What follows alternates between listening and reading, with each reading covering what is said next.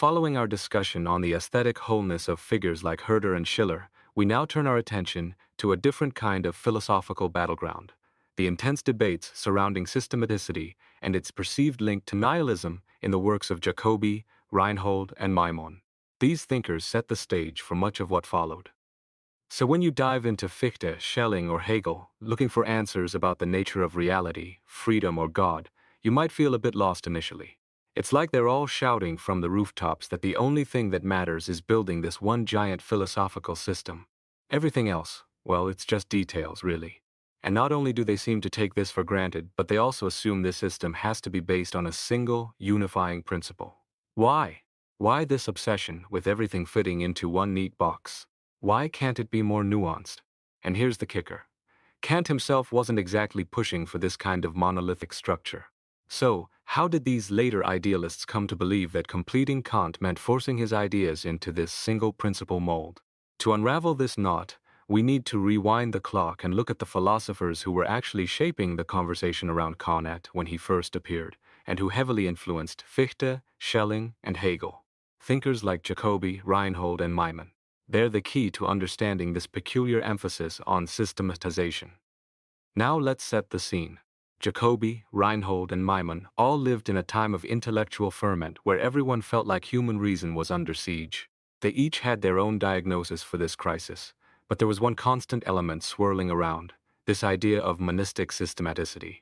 Sometimes it was seen as the very thing causing the problem, the rigid structure crushing life out of thought. Other times it was presented as the cure, the way to bring order back to chaos. What makes this particularly interesting is how Kant fit into this picture. His take on the threat to reason and how to resolve it was quite different from the prevailing views of his immediate predecessors and followers. This fundamental difference meant Kant was initially misread, and those who tried to build upon his work quickly found themselves taking paths that diverged significantly from his original intentions. It's like trying to follow a map drawn by someone who thinks the world is flat while you know it's round. Eventually, you're going to end up somewhere unexpected. Let's start with Friedrich Heinrich Jacobi. He was the philosophical equivalent of a fly swatter, constantly buzzing around and provoking massive arguments. He ignited or fanned the flames of three major controversies: the alleged Spinozism of Gotthold Ephraim Lessing, a hero of the Enlightenment, the supposed atheism of Johann Gottlieb Fichte, and the pantheism attributed to Friedrich Schelling. The first one, the Spinozism controversy, was crucial because it put the whole issue of monistic systematicity front and center, creating the intellectual climate in which the German idealists would later interpret Kant. Now Jacobi is often misunderstood even by his contemporaries, because he challenged the seemingly self-evident assumptions of Enlightenment rationalism. People thought he was just an irrationalist, throwing reason out the window. But that's not quite right. The argument here is that Jacobi's real goal was actually to save reason from the excesses of rationalism itself. Ironically, he was so deeply tangled in the rationalist way of thinking about reason that he didn't fully clarify his own position until much later in his life. We'll try to use his later writings to shed light on his earlier ones. So what was Jacobi reacting against? He was pushing back against a very specific conception of reason held by his contemporaries. For them, reasons weren't just explanations for why something happened in a particular situation. No, reasons were seen as the ultimate conditions explaining why things existed at all, why they were the way they were, and not some other way. Imagine a chain of explanations stretching back forever. Where does it end? Could it be infinite? If so, you'd never get a solid footing to understand anything properly. Or could it be finite? If it just stops somewhere, then isn't our understanding limited? Or could it end with a self-explanatory reason, a causa sui? That's what rationalists like Leibniz aimed for: perfect, unlimited intelligibility. Now, Jacobi's attitude towards these questions was deeply colored by a terrifying experience he had as a child, around 8 or 9 years old. He had this vivid representation of endless duration, completely independent of any religious idea. It hit him with such force that he cried out, fainted, and woke up in a state of unspeakable despair. The thought of annihilation was bad enough, but this endless forward march of time was even worse. This visceral horror of the infinite series, combined with a revulsion against the idea of a finite series ending in nothingness, put him in a terrible bind. He was terrified of both infinite regress and a finite regress that terminated in a void or a self-caused entity, which he felt was just as empty. This brings us to the Spinozism controversy.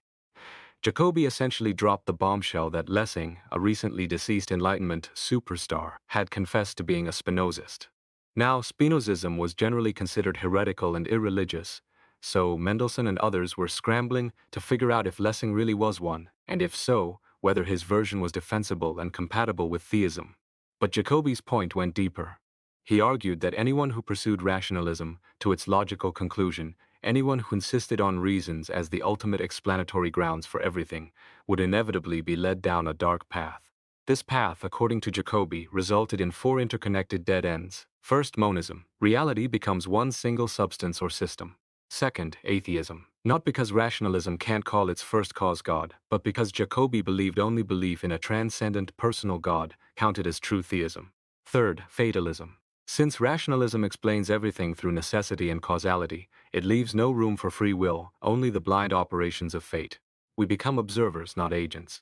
Fourth, nihilism. This goes beyond denying material existence. It denies the existence of distinct spiritual entities too. For Jacobi, an entity needs contrast and internal nature, but the infinite substance has no contrast, and the finite modifications are defined only by contrast. So the principle of sufficient reason, in his view, inexorably leads to an all that is one, and therefore nothing. Jacobi saw Fichte and Schelling as carrying this rationalist torch even further. He looked at Fichte's concept of the absolute I and thought, aha, here's where rationalism bites the dust. His reasoning was that to comprehend something, to truly understand it, you have to represent the conditions under which it became what it is. And we understand best what we can construct ourselves. So the relentless pursuit of infinite intelligibility, the drive to explain everything, ultimately leads to annihilating the actual external things we wanted to understand, replacing them with our own idealized constructions. Fichte, in effect, showed that Spinoza's infinite substance was just our own capacity to understand, blown up to cosmic proportions. Then came Schelling, breaking with Fichte, arguing the infinite substance wasn't an I but an absolute indeterminacy dynamically generating finite things. For Jacobi, this was even worse. It showed that rationalism didn't lead to a solid ground at all, but to what Schelling himself called an abyss or non-ground, a chaotic void that explained nothing. So what was Jacobi's alternative? A salto mortal, a life-risking leap not to Christian faith necessarily, but to a natural faith. This wasn't about converting to Christianity. It was about returning to a pre-philosophical faith in the existence of things, of ourselves, and of God. This faith, inspired by Spinoza's distinction between certainty and not doubting, and Hume's observation that despite irrefutable skepticism, humans naturally trust their senses. To refute rationalism by showing it was false was still playing by rationalism's rules. The only escape was to change one's life and return to this foundational faith, which Jacobi called the natural faith of reason. Now, how did Jacobi apply this critique to Kant? Kant faced a similar dilemma. On one hand, his system relied on a kind of dualism, distinguishing between the world as phenomena, what we experience, and things in themselves, the underlying reality, and between the receptive faculty of sensibility and the spontaneous faculty of reason. On the other hand, Kant aimed for rationalist goals, wanting to show how we could know appearances, how knowledge was possible, grounding it in necessary conditions. Jacobi's famous quip captures this intention perfectly. Without the presupposition that things in themselves affect the senses, I could not enter into the system, but with it I could not stay within it. What does this mean? Kant's system, like everyone else's, started from a natural faith, the belief that things in themselves exist, and that our senses are genuinely receptive channels for them. But Kant's rationalist thesis was that the only things we can know are mere appearances. So, if we can only know appearances, how can we possibly know that sensibility is receptive, or that things in themselves exist? Kant was caught between two stools. Either he had to be a consistent rationalist, admitting transcendental ignorance about things in themselves and embracing a radical idealism, or he had to abandon rationalism and return to that natural faith. Jacobi, interpreting Kant through this lens, sided with the latter. He endorsed faith in things in themselves, seeing Kant's dualistic residue as ultimately unstable. But let's step back and look at Kant himself. His concerns weren't primarily about escaping the dread of infinite regress or the despair of an abyss, unlike Jacobi. Kant was motivated by the tensions he saw between the incredible success of Newtonian physics and the philosophical problems raised by Leibnizian metaphysics. Newton's physics worked brilliantly, seemingly ending the skeptical doubts about natural science. But Leibniz pointed out a problem. Newton's physics clashed with reason's demand for infinite intelligibility. First, Newtonian space was this infinite uniform grid of points. Any specific arrangement of objects within it seemed like a brute fact, something for which even God couldn't provide a sufficient reason. Second, Newton's laws explained events through prior sufficient conditions, which seemed to imply there could be no first causes, neither for the universe as a whole, nor for free actions. Kant's solution was dualism. He essentially split the world conceptually. About the world as it is in itself, for God to know, Leibniz was largely right. Reason demands it be an infinitely intelligible realm of substances fully determined by their inner principles. But about the world as it appears to us, Newton was largely right. It's a finitely intelligible realm of things possessing formal features like space and time for which there's no sufficient reason, although these forms themselves can be known a priori because they are brute facts about our cognitive structure. This was Kant's hard-won solution. Kant's dualism wasn't just one thing, it was threefold. First, he distinguished the finitely intelligible realm of phenomena from the infinitely intelligible realm of things in themselves. Second, he distinguished the receptive capacity of sensibility, which can only receive data in the finitely intelligible forms of space and time, from the spontaneous capacity of reason, which demands the infinite intelligibility of the principle of sufficient reason.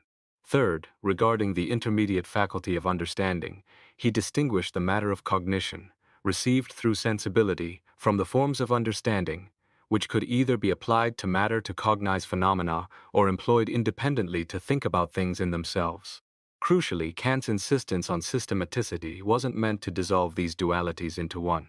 Instead, systematicity was intended to demonstrate the necessary harmony within each duality.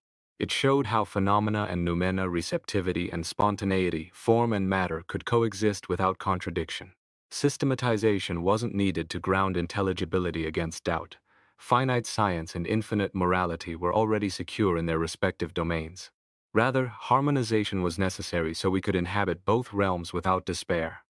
Kant argued in the third critique that it was rational to hope for the cooperation of phenomena with our pursuits of science, virtue, and happiness, because it was rational to assume the ultimate harmoniousness of our finitely intelligible condition with God's infinitely intelligible purpose. Someone like Spinoza, lacking commitment to the infinite purposiveness of finitude, might be scientific and virtuous, but would despair in a world where things happen without sufficient reason. Enter Karl Leonhard Reinhold. He was arguably the first post-Kantian, the man who brought Kant's philosophy to a wider audience. His letters on the Kantian philosophy, published in 1786-7, presented Kant as the solution to the very problems highlighted by the Spinozism controversy. This made Reinhold the obvious choice to head the new chair in Kantian philosophy at Jena in 1787. But here's the rub. Reinhold, while reading Kant, was heavily influenced by the problematic established by Jacobi. He became a Kantian precisely because he sought that uniquely stable standpoint that could reconcile reason and faith, a need Jacobi had so vividly articulated. However, Reinhold had also been convinced by Jacobi that such a standpoint would necessarily involve the monistic systematicity of Spinoza. This conviction led Reinhold, unwittingly, to undermine Kant's dualism through the very procedure he developed to defend it. Reinhold himself had a turbulent intellectual journey, moving from religious supernaturalism to atheism, then to rationalist theism, and finally to skepticism. None of these systems, he told Kant, could unite his head with his heart. He found stability in Kant's idea of rational faith, seeing Kant as the second Emmanuel, and himself as the preacher of the gospel of pure reason. When Reinhold prepared to teach his introduction to Kant, he found that many readers had either misunderstood Kant or found him completely impenetrable. His letters had focused on Kant's results for a general audience, but now he turned to the premises, addressing future philosophers. He diagnosed the problem. Kant's arguments for the a priori knowledge of the forms of sensibility and understanding were based on showing them as necessary conditions for synthetic a priori mathematical knowledge and for experience. But Reinhold pointed out weaknesses. First, Kant specified the forms through complete induction listing examples, not a rigorous deduction. Second, objections remained. Rationalists could deny mathematics is synthetic, empiricists could deny the actuality of Kantian experience. Third, Kant's explicit premises were too weak and narrow, covering only access to the finite, phenomenal world, not the infinite noumenal. Without a complete universally acknowledged system, disputes would continue. Reinhold's solution was to formulate the unstated initial premise, clarifying the concept of representation, the middle concept through which empiricists and rationalists could be reconciled. From this premise, he claimed to derive the forms and conclusively demonstrate that theistic faith was theoretically unattainable but practically rational. Responding to Jacobi, one of Reinhold's works even used the same motto, "Give me a place to stand." He believed he had vindicated Kant's uniquely stable standpoint. However, Reinhold's commitment to Spinozism as the model of maximal rational consistency led him to misread Kant's conception of systematicity. He assumed it required monism. Furthermore, his own method, deducing the forms of sensibility, understanding, and reason from a single highest first principle, is inherently monistic. This procedure faces a dilemma. If the first principle expresses a concrete state of consciousness, no universal consequences follow. If it expresses an abstraction, universal consequences follow, but only at an abstract level.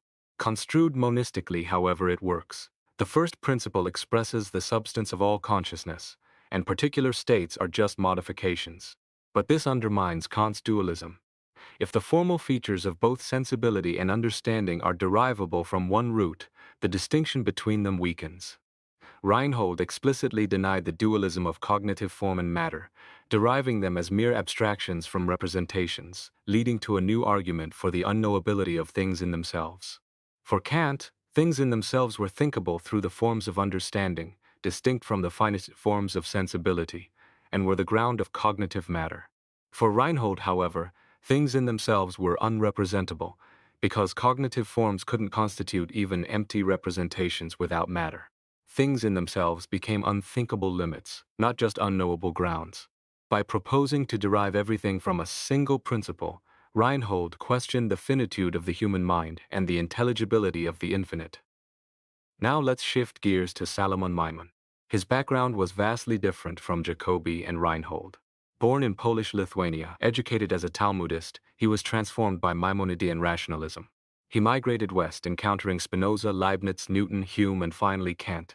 Unlike Jacobi and Reinhold, the issue of divine personality, which caused so much anguish in the Spinoza's debate, was less central to Maimon due to his Jewish background.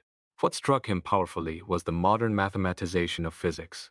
He saw a single underlying structure across philosophical problems, from mind-body to creation versus eternity, the challenge of reconciling a priori intelligible forms with a posteriori given matter. He praised Kant's methodological advance, the transcendental approach, but argued that Kant's dualism made the problem insoluble. He proposed a solution based on two monistic assumptions. First, sensibility and understanding are quantitatively distinct faculties, but share a single cognitive source.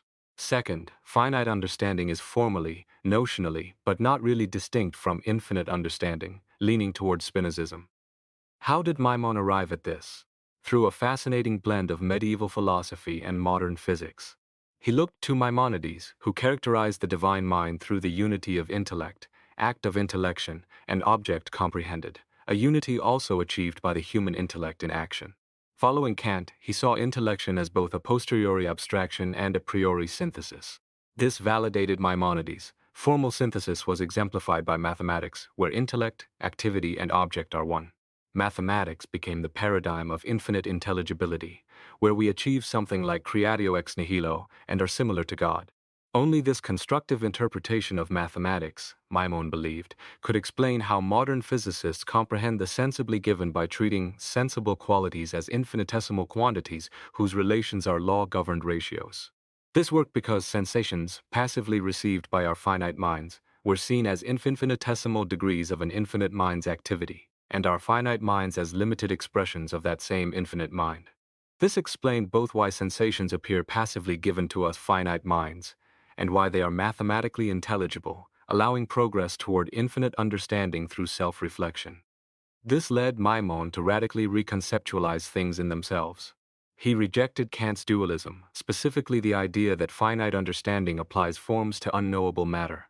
For Maimon, things in themselves were not an unknowable thing beyond our limits. Instead, they were a cognitive goal, something we could increasingly approximate through the process of mathematization. Every step in mathematizing the given moved us closer to infinite understanding, or to the understanding of things in themselves. Things in themselves became the target of a striving that could never be completed as long as we remained finite. Now imagine Jacobi hearing this. He would likely see this as annihilating the felt things and free persons of everyday life, substituting them for an infinite ego identical with everything, having no contrast, and therefore amounting to nothing. Maimon acknowledged that perfect wisdom involved losing individuality and merging with the infinite, which would certainly resonate with Jacobi's fears. Yet, Maimon didn't share Reinhold's hope for reconciliation through the one true system. He was a sharp critic of Reinhold's entire project. Most importantly, he targeted a vulnerability in Kant's own argument. Kant answered the question, quid juris, how the a priori forms apply, by linking it to the possibility of experience. But Kant simply assumed an answer to the question, quid facti, do we actually have the kind of experience Kant describes? Maimon argued that we do not.